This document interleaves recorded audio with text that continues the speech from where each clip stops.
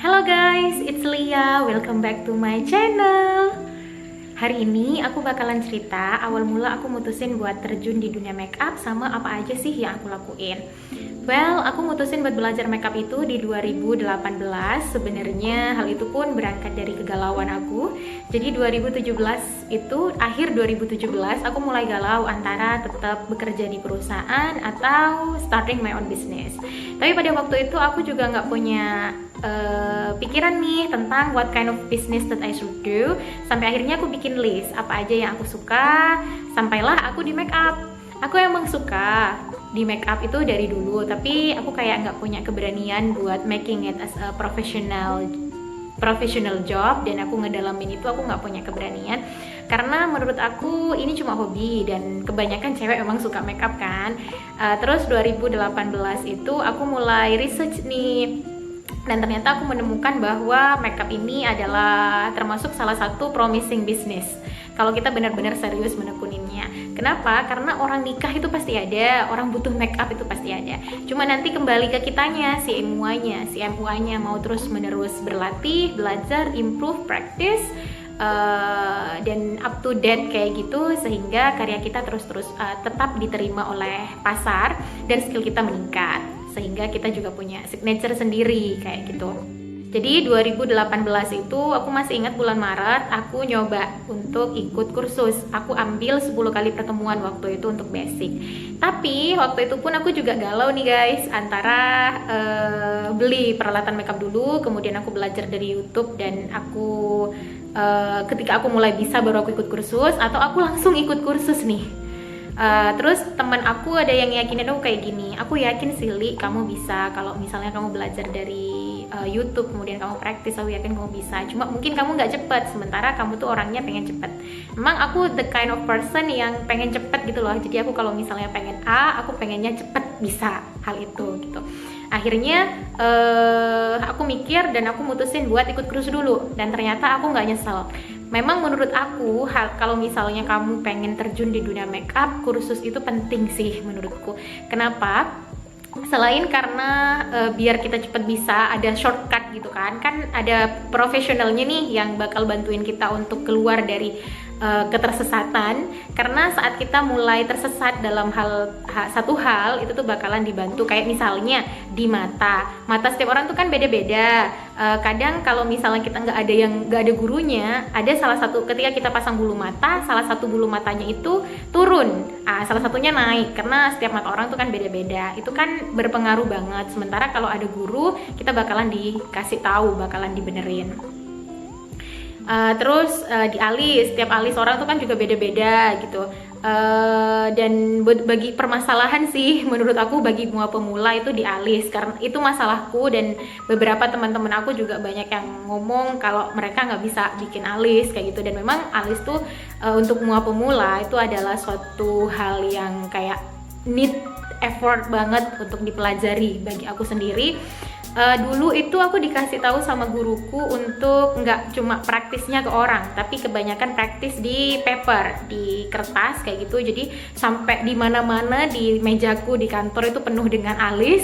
Dan kalau misalnya aku ketinggalan kertasnya entah itu di salah satu ruangan, teman-teman tuh udah kayak paham ini miliknya Lia nih, karena kebanyakan bikin alis sampai akhirnya bisa kayak gitu. Karena kalau misalnya kita prakteknya ke orang kan nggak terus, nggak sering gitu loh guys. Tapi kalau prakteknya di paper itu bisa lebih cepat. Ini mungkin bisa jadi kiat buat teman-teman yang pertama kali baru belajar makeup untuk bikin alis, yang masih belum bisa nyoba praktisnya di paper terlebih dahulu sampai kalian bisa. Terus juga praktis ke orang itu penting, itu pasti.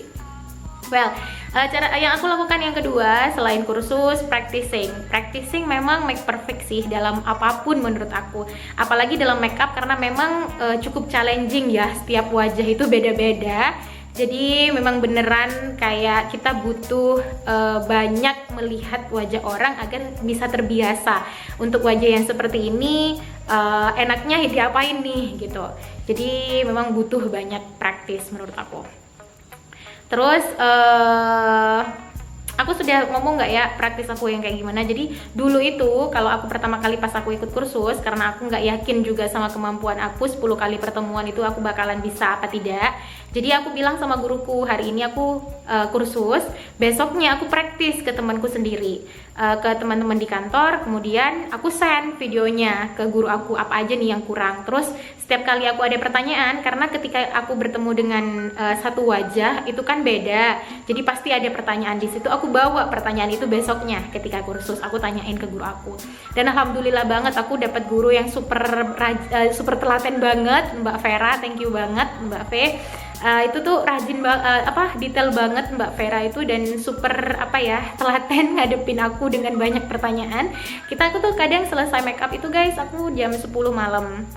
Karena aku keluar kerja kan jam 5, terus perjalanan aku ke rumah guru tuh sekitar 1 jaman. Habis itu sholat maghrib, habis itu mulai belajar make up, kadang sampai jam 10 malam. Habis itu aku masih punya pertanyaan, dan alhamdulillah guruku karena telaten ya, aku jadi masih dijawab pertanyaannya. Oke, untuk cara yang ketiga adalah, ini penting juga sih, belajar foto menurut aku.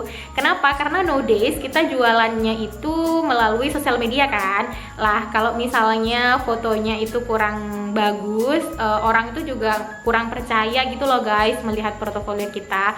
Tapi kalau misalnya udah lumayan, setidaknya ketika dilihat itu, oh ini bagus nih, aku suka kayak gitu.